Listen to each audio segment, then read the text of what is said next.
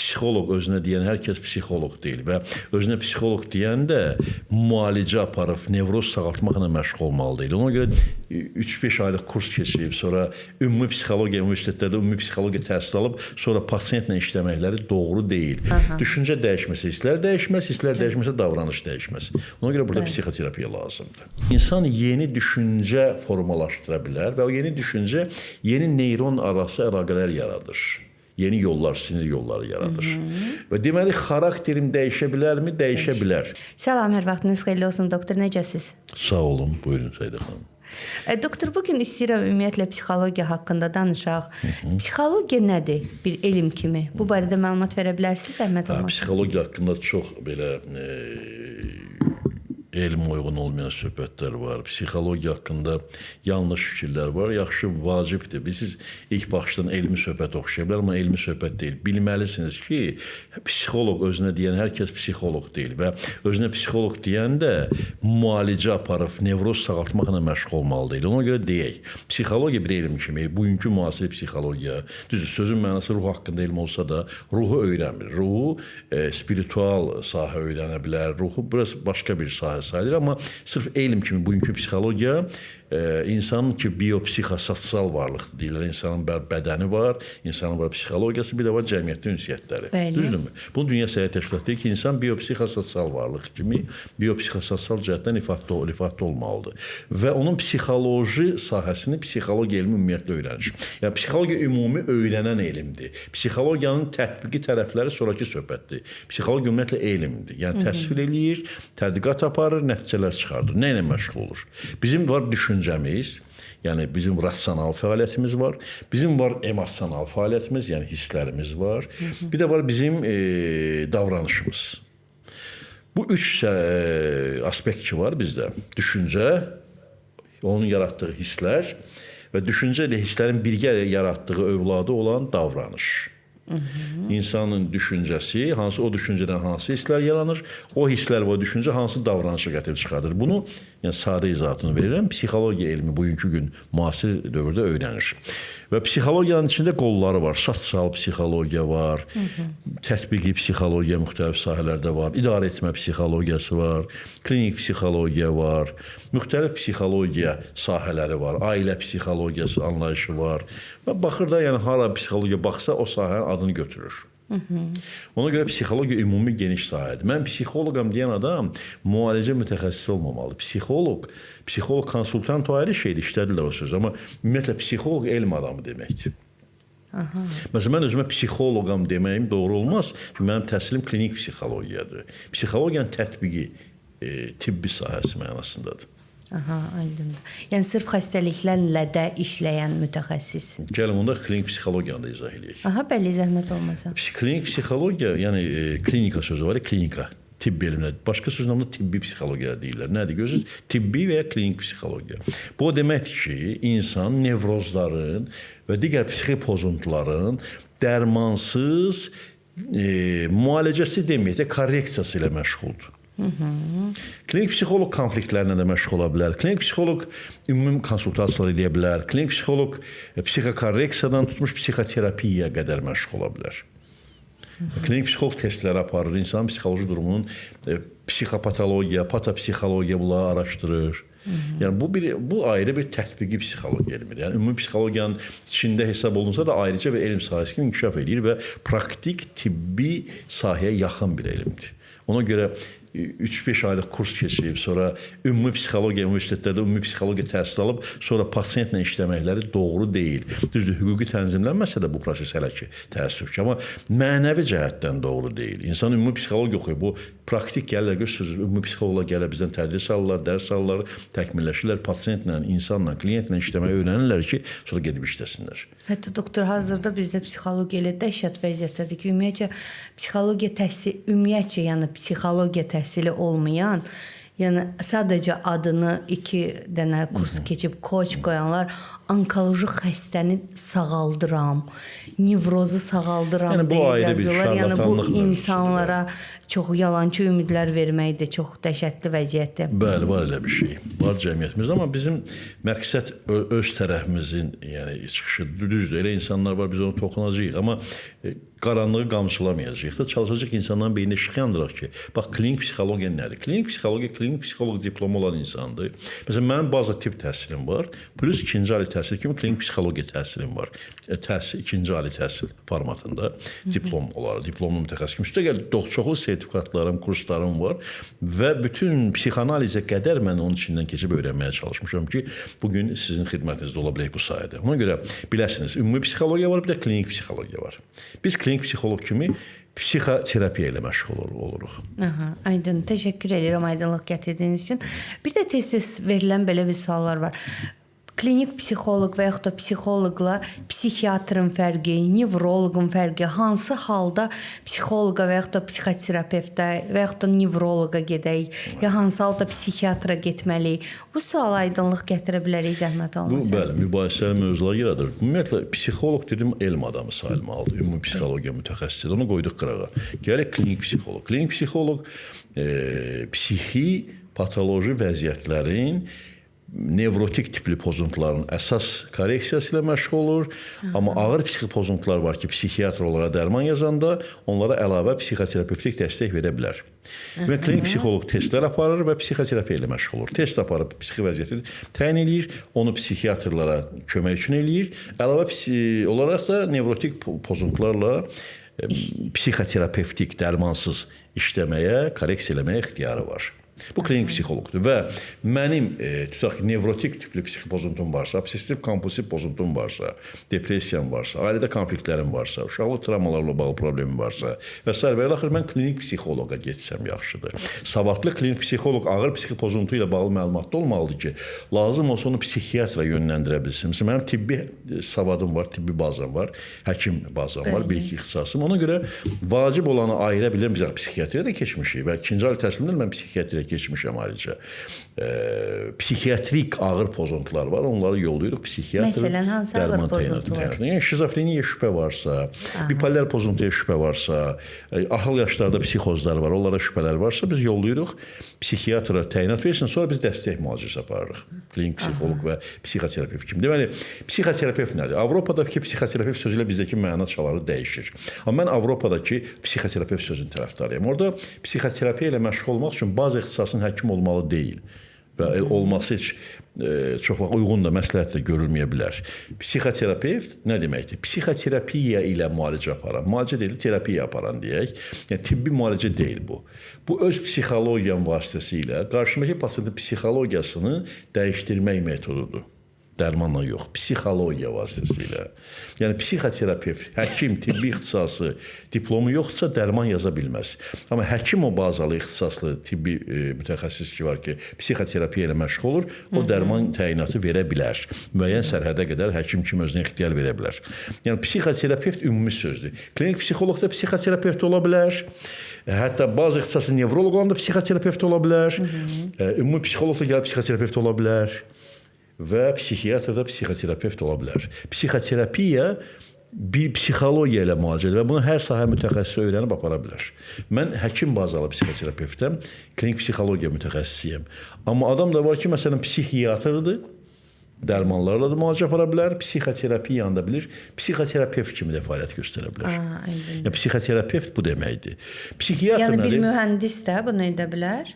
Bir mühəndis edə bilərmi? Bəli, xüsusi kurslar keçsə apara bilər. Avropada belədir. Amma bizdə tibbi bazı təhsil olması alqışlanır. Məncə bu daha doğru yanaşmadır əslində. Tibbi bazı təhsil olsa psixoterapiya ilə məşğul olmağı daha rahat olar və daha geniş baxış bucağı əldə edər. Psixosomatikanı anlaya bilər və s. Qaldı ki, psixiatr nədir? Çox vacib məsələdir. Dəyərli həkim, kollega psixiatra burada böyük hörmətlə vurğulamaq istəyirəm. Psixiatr bütün psixi pozuntularla məşğul olmaq haqqı və ixtiyarı olan yeganə mütəxəssisdir. Psixiatr həm nevrotik, mən psixiatr olmasını vurğulayacağam. həm də ağır psixotik dediyimiz, adlandırdığımız təsnifatda belə getməsə də, bütün psixik pozuntularla məşğul olmağa ixtiyarı olan mütəxəssisdir. Amma bugünkü psixiatrlar psixoterapiya bilmədikləri və işlətmədikləri üçün çoxu ancaq dərman yazır. Amma dərmanlarla psixokorreksiya aparıb nevrozu sağaltmaq, düşüncə tərzini dəyişmək olmadığı üçün, mümkün olmadığı üçün bizə orada ehtiyac olur. Ona görə psixiatra gedə bilərsinizmi? Gedə bilərsiniz. Amma biləsiniz ki, dərmanlarla bunun tam müalicə həlli yoxdur. Yəni dərmanlar psixoterapevtik, yəni müalicəyə ehtiyacı olan nevrotik tipli psixi pozuntuları tam sağaltmaz. Vəziyyətinizi yüngülləşdirəcək, amma dərman kəsən kimi bir müddət sonra yenə həmin hala qalacaq. Çünki bu hallar düşüncə və hisslərə bağlıdır. Düşüncə dəyişməsə hisslər dəyişməz, hisslər dəyişməsə davranış dəyişməz. Ona görə burada psixoterapiya lazımdır. Çox gözəl izahat verdiniz, doktor. Doktor, ümumiyyətlə indi başqa biraz kənara çıxmaq istəyirəm. Bu insan psixologiyası ilə bağlı. İnsan xarakteri dəyişə bilər? İnsanın xarakteri dəyişə bilərmi sualı? Bilirsiniz, mən orada bir mövzuna istəyirəm toxunamam bu suala cavab vermək üçün. Həqiqi psixoterapiya ilə digər metodların fərqi. Özünə, yəni ki, məsələn, adlar qoyurlar, müxtəlif adlar. Mən onları şarlatanlıq hesab edirəm. Həqiqi elmi psixoterapiyanı vurğulayım, sonra sizin suala cavab verəcəm. Həqiqi elmi psixoterapiyada, məsələn, bugünkü gün dünyada, Dünya Səhiyyə Təşkilatının yeganə ilk seçim üsulu kimi qəbul etdiyi kognitiv behavioral terapiya üstünlük verilir. Nə demək? Düşüncən dəyişir və dolayısıyla hisslərin və davranışın dəyişir. Xarakter mövzusunda bu sualın içine qatacağım. Müasir elmdə bir neyroplastik anlayışı var. Müasir psixofiziologiyada, neyrofiziologiyada neyroplastika deyilə bir anlayış var. Yəni insan yeni düşüncə formalaşdıra bilər və o yeni düşüncə yeni neyron arası əlaqələr yaradır. Yeni yollar, sinir yolları yaradır. Və deməli, xarakterim dəyişə bilərmi? Dəyişə bilər. Yeni düşüncə formalaşdırsam, davranışım və xarakterim dəyişə bilər. İstənilən yaşda buna həvəsiniz və istəyiniz varsa, düzdür, yaş ötdükcə, məsələn, 45-dən yuxarı daha çətin olur, amma mümkündür. Xarakter dəyişə bilməz, xarakter insan anadan gəlmədi. Bunlar hamısı xəstə insanların fikirləridir məncə və psixologiyadan xəbər olmayan insanların fikirləridir. İnsan hər yaşda xarakterini, dünya baxışını dəyişmək şərti və yolu ilə və yeni neyron əlaqələri qurmaq yolu ilə, neyroplastika, yəni elmi düşüncə tərzi ilə, neyroplastik yanaşan düşüncə tərzi ilə xarakterini dəyişə bilər. Yəni, savadlı psixoterapiya, həqiqi psixoterapiya insanın düşüncəsini dəyişdirir. Birinci, psixoterapevt tapır ki, səni bu hala salan, bu fikirlər, bu qorxuya salan, bu davranışlara gətirən hansı düşüncələrdir? Onu tapan pasiyent başlayır düşüncələri psixoterapevtlə bir yerdə dəyişməyə, yeni pozitiv düşüncə xətləri qurur. Buna 3 həftədən 6 aya qədər vaxt lazım olur. Yeni düşüncə formalaşdıqca və beyni oturdulduqca, ki, pasiyent bunu özü eləyir, biz dəstək oluruq, yeni hisslər formalaşır. Əvvəl pişikdən qorxan, indi pişikdən qorxmayacaq. Qorxulu deyil çünki. Və bu qorxu aradan qalxdıqca davranış dəyişəcək. İnsan da davranış dəyişəndə cəmiyyətdə psixososial ünsiyyətləri dəyişəcək, dolayısıyla sağlamlığı da yaxşılaşacaq. Beləliklə, həqiqi psixoterapiya belə bir yanaşmadır və burada da elə cavab verdim ki, xarakter dəyişə bilərmi? Dəyişə bilər. Aydındır. Təşəkkür edirəm doktor ətraflı cavabınız üçün. Sonra doktor, psixi avtomatizm və şuuraltı haqqında nə deyə bilərsiniz? Bu terminləri də yəqin ki, çox eşitmişik. Şuuraltı çox eşitmişik. Şuuraltı ilə çox alver edirlər. Şuuraltını dəyişdirirəm. Bir şuuraltı termin olaraq çox da işlənən elmi termin sayılmır. Bilirsiniz, yaddaşımızın şuursuz hissəsi var. Bugün yəni dərk etmədiyimiz yaddaş hissəsi var. Oturmuş içəridə daşlaşmış yaddaşımız var. O yaddaş bizi hansısa şuuraltı deyə bilərik, amma hansısa bir deməli şuurun altında gizlənmiş formada harasa yönləndirir bizi. Biz də baxırıq ki, mən bunu etmək istəmirdim, amma edirəm. Mən filan kəslə dalaşmaq istəmirdim, amma dalaşıram. Filan halda partladım, özümü saxlaya bilmədim. Və bunlar hamısı şuuraltı dediyimiz şuursuz yaddaşda oturmuş fikir, hissiyyat paternləri, bağları var, onların təzahürüdür. Şuuraltı odur ki, bugün yadından çıxıb, məsələn, təşviş xəstəsi. Bugün onun yadından çıxıb ki, o nədən qorxur? Şuuraltında oturub, amma filan vaxtı, filan qorxudan sonra bunda fikir yanar ki, hər şey pis olacaq. Onda təşviş yaranır. Və o qorxu yaradan fikri təmizləyib dəyişəndə yavaş-yavaş qorxu azalacaq və təşviş aradan qalxacaq. Şuur altına işləmək də yenə məntiqli psixoterapiya işini tələb edir. Ay gözünü yum, şuur altına girdim, əlimi saldım, oradan çıxartdım. Nə bilim, mən sənin şuur altını təmizlədim. Ya bu hipnotik təlqin təsirlərdir və heç də məntiqli, elmi şuur altı təmizləmək metodu deyil. Bir də deyirlər, yaddaşı silinir, bir pis hadisə olub, deyirlər ki, gələk psixoloq tam o hadisəni silsin yaddaşımızdan, yəni belə bir şeylər də var. Yaddaşı silmək. Hətta bu işlə məşğul olanlar da var. Yaddaşı silmək mümkün və doğru deyil. Emosional ora bağlılığı silmək doğru və mümkündür. Yəni bir insan harasa bağlıdır, fikri qalıb keçmiş travmasında o hadisəni yaddan çıxartmaq yox. Əlaqəni kəsmək olar. Emosiyana yox, emosiyanı da, əlaqəni yəni o mənada, emosional əlaqəni bu günümə gətirməliyəm. Orada ilişib qalmamalıyam. Ona görə emosional işlənməli, soyudulmalıdır, təkrar üstə gedib həll olunmalıdır o emosiyalar. Bu belə deyək ekspozisiya olunmalıdır. Yəni təxəyyülündə işlənməlidir. Ona görə yaddaşı silmək bu bilirsiniz nağıldır. Bu bir nevi şarlatanlıqdır. Eşidirsiniz bununla bağlı düzgün yanaşmalar lazımdır. Psixoavtomatizmlə o yeni neyron əlaqələrin yaranması arasında var, uyğunluq var, neuroplastiklikdir bu da. Yəni nə barədə? Mən tutaq ki, bir karate fəndi məşq edən bir zalda bir karateçi fikirləşin. O karateçi bir blok bir zərbə məşq eləyir. Bir blok bir zərbəni salda 1000 dəfə vurandan sonra döyüşdə avtomatik onu işlədir. Psixi əsasla avtomatizm budur. Elə psixoterapiya, savadlı psixoterapevt də bu avtomatizmi yaradır. Hansı avtomatizmi? İrrasional, mənfi hiss yaradan avtomatik fikirləri dəyişdirərək, müsbət hisslər yaradan fikirləri beyni əkirik pasientlə bir yerdə və bu müsbət nəticə yaradır. Deməli, psixoterapiyaya gedən insan öz üzərində işləməyi bəri başdan gözünə almalıdır ki, mən öz üzərində işləməliyəm. Yoxsa get sənə psixiatr dərman yazsın, illərlə dərmanlarla özünü aldat. Psixiatrik müalicə varmı? Var, amma bu yalançı yaxşılaşma kimi gəlir mənə. Çünki insanın düşüncəsi dəyişmirsə, onun hissləri və davranışı dəyişməyəcək. Aydındır, təşəkkür edirəm. Doktor, sonra belə bir effektlər var, plasebo və notsibo effektləri. Bu barədə zəhmət olmasa məlumat verə bilərsiniz? Aydındır. Baxın, insan beyni çox super özünü təlqin imkanlarına malikdir. O qədər güclü şeydir özünü təlqin ki, vaxtilə İsa əleyhissalam deyirdi ki, imansızlar nəsli, əgər siz imanla, inancla, əmin formada, ey ağac çıx gəl desəniz, ağac çıxıb yanınıza gələr. Yəni, inanc üzərindən yoqlar meditasiya edərək müxtəlif mistik qabiliyyətlər əldə edirlər. Bu inanc insanın özünü təlqinidir, oturmuş fikirlər, nəsə inanmalı. Plasebo effekt və notsibo effekt də insanın inanc və özünü təlqin gücünə əsaslanır. Daha çox özünü təlqin. Hətta hipnozlar var, hipnotizorlar gəlir. Hipnoza tabi olan insanlar özünü təlqin etməyə güclü olan insanlardır. Onlar hipnotizorun təlqininə tabi olaraq özlərini təlqin edirlər. Hipnotizora olan güvənləri nöqteyi nəzərindən. Ona görə özünü təlqin güclüdür və bu mənada plasebo və notsibo deyilən sözlər ortaya çıxıbdır. Bu anlayışlar ortaya çıxıb. Yəni insan özünə yaxşını da təlqin edə bilər, pisi də.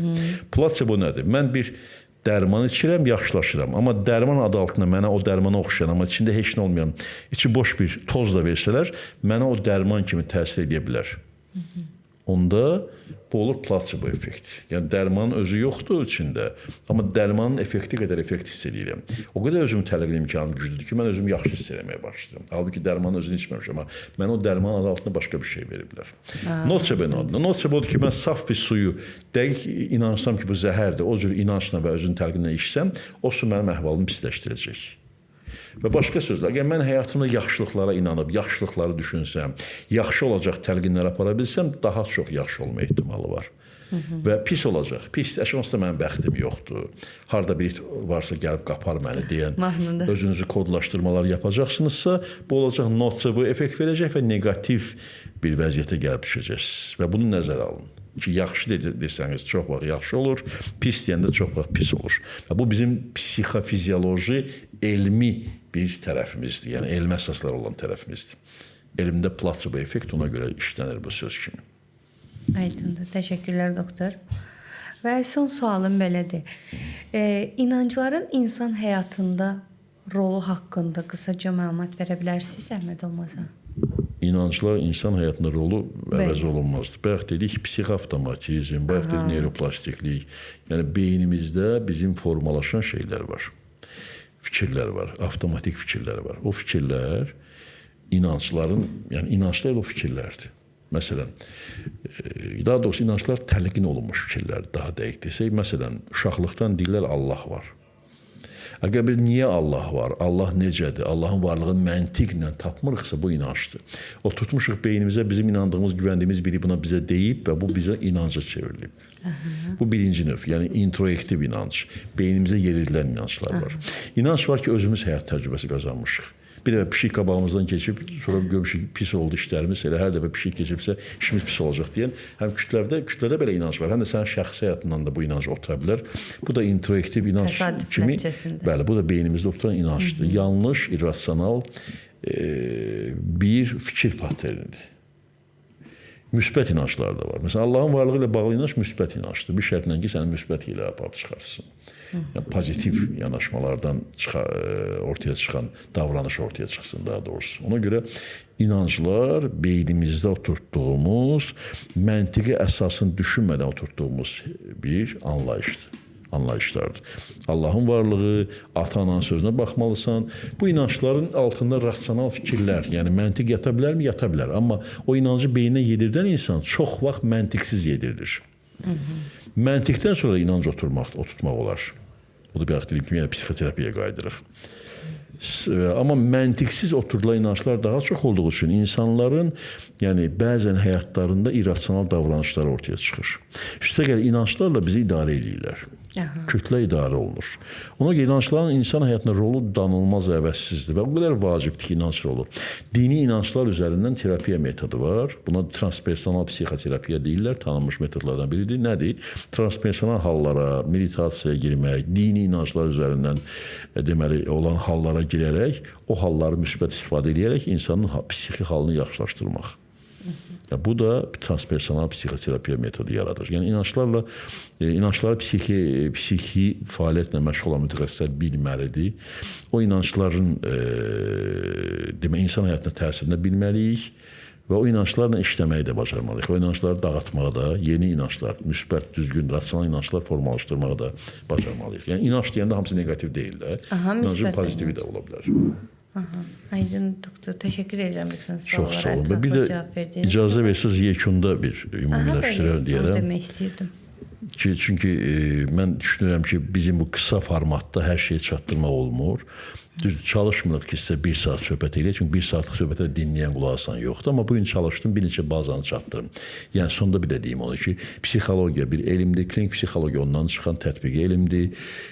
Psixiatriya, nevrologiya, ayrı-ayrı sahələr yeri gəlmişə nevrologiya, orada deyəsən demədim, amma deyim. Nevroloq psixi pozuntularla məşğul olmur. Nevroloq nevroloji xəstəliklər var. Beyin qan dövranı pozulmaları, sinirlərdə olan ağrılar, yəni organik bədən xəstəlikləri məşğul, epilepsiya deyilən halına, migren deyilən ağrılarla, səbəbsiz ağrılarla, yəni nevroloqlar psixi pozuntularla məşğul olmur və olmamalıdır idealda. Bunu da dedim biləsiniz. Yəni sonda yekun olaraq nədir? Savadlı yanaşanda düzgün mütəxəssis ünvanlanıb düzgün nəticələr əldə edəcəksiniz. Və savadlı psixoterapiya, bir də vurğulayın bunu. Düşüncənizi dəyişmək, müsbət inanclar formalaşdırmaq, yeni sinirli əlaqələri formalaşdırmaq, bunun üzərindən müsbət emosiyaların yaradılması və müsbət düzgün davranış, psixososial düzgün münasibətlər sisteminə girməyi öyrədən bir şeydir. Bir sahədir psixoterapiya. Xoşbəxtlik və sağlamlıq arzulayırıq sonda. Təşəkkür edirəm doktor. Sağ olun.